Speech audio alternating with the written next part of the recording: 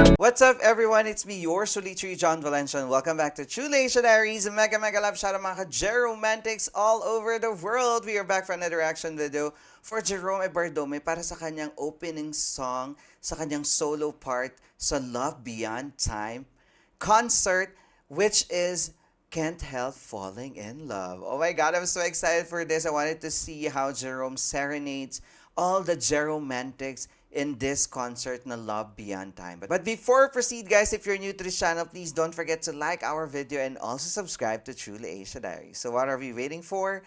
Let's go check this out. All right, we are playing in 3, 2, 1, and go. Here it is, guys. The Elvis Presley clown, Jerome. Hey, and shout out to Jean Marlin for uploading this video. Maraming salamat po. Grabe mga sigaw ng mga Jeromantics. Parang mga kinukurot. Charis. Ganda ng outfit ni Jerome.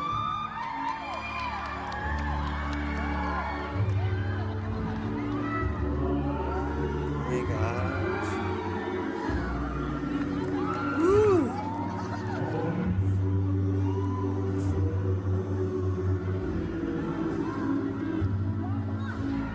Ang gwapo daw.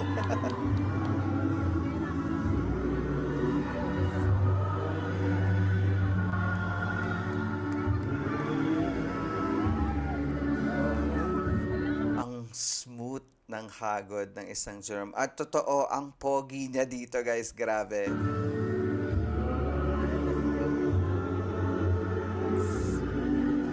Ang pogi rin ni Elvis dun sa poster na nilagay nila.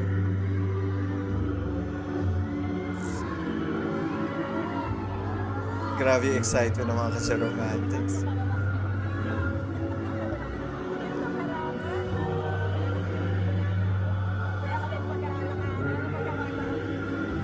Parang hinaharaan na lang.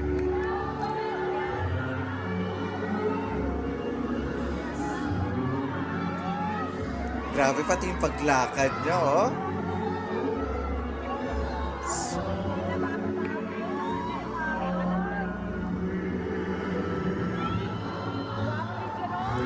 Ang gwapo daw na Jerome.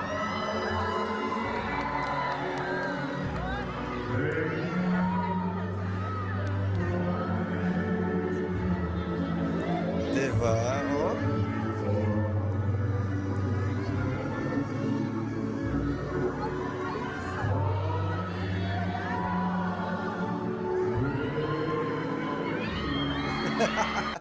Grabe, no? Tapos narinig niya, pinapaupo nila. Nagtayuan ang mga Jeromantics. Oo, at talaga naman na-excite sila to watch Jerome. May nakita akong comment that they're saying na dapat daw umupo lang at wag tumayo, and of course, wag masyadong sumigaw while Jerome is singing.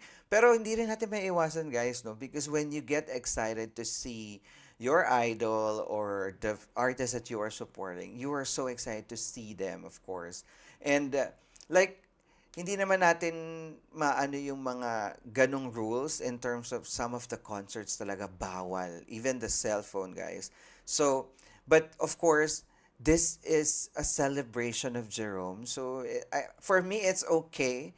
'Di ba? Wag lang masyadong go beyond the line in terms of syempre yung hindi na makakanta si Jerome. Mahirap naman yung mga ganong bagay, guys. At makinig tayo at syempre damdamin ang performance ng isang Jerome Ebardome. Nakita nyo naman pababa siya ng stage, pero grabe ang ating mga ka-Jeromantics, talagang super gusto nila ng malapitang makita si Jerome.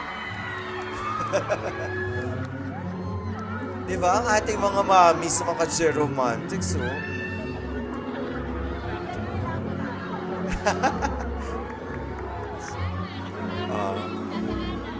And Jerome really look at the camera, di ba? Kasi memory yun eh, oh. Di ba? And that's the experience.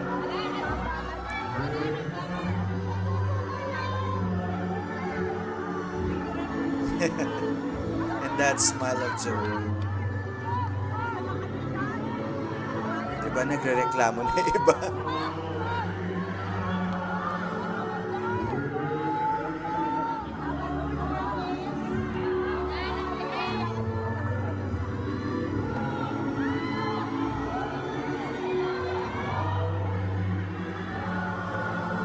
Saka yung facial expression niya, no?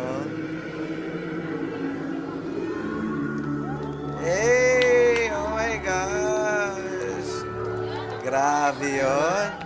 There you have it, guys. That is Jerome Bardome singing Can't Help Falling in Love for Love Beyond Time concert. Grabe sa sobrang ingay and it's an audience view. Hindi ko masyadong marinig ng bongga si Jerome. But of course, naiintindihan po natin yan because again, it's a audience view and then talaga nagkakagulo. Hindi magkakumayaw ba yung magkamayaw o magkamayaw ang ating mga ka-Jeromantics sa sobrang excited nila to get close to Jerome, take a video, take a selfie, and nakita niyo naman how professional Jerome is. He really look at the camera in each of every ka-Jeromantics natin. Para nga naman, meron silang remembrance, di ba? It's an experience for them. But, yun nga, parang pag-usapan nga natin ng very light yun. Kailan ba natin ibibigay yung hanggang saan ba dapat yung pagiging excited, super sigawan, and of course, yung ating paglapit sa stage, 'di ba? Kasi we have to consider other people as well who paid for the ticket to watch Jerome sing. 'Di ba? Gusto rin nilang mag-video for sure, but definitely maybe sometimes we have to look at anong part ng song, maybe at the end or kapag lumapit na talaga siya sa stage, but the way that if he's singing na nasa taas lang siya and he's serenading you guys, I think it would be best to just clap and shout but not to stand, 'di ba? Para maharangan yung ibang nanonood. Yun lang naman po. It's not that it's wrong. There's nothing wrong with that. It's actually good to see your love and support to Jerome. But of course, sometimes dapat alam na natin to be aware of our surroundings para mas ma-enjoy ng lahat ang panonood, especially on a live concert, 'di ba? So, yun lang naman po. Wala naman tayong problema dyan. And ako nga kung nandyan din ako for sure, baka nandun din po ako sa hagdanan. Charet. And of course, kung nag-enjoy kayo sa reaction nito, guys, don't forget to like our video and also subscribe to True Asia Diaries. And of course, hanapin pa natin ibang performance ng Jerome at reactan natin yan dito sa True Asia Diaries. Once again, my name is John. This is True Asia Diaries. I'll see you on my next one. Spread happiness, guys. Bye for now.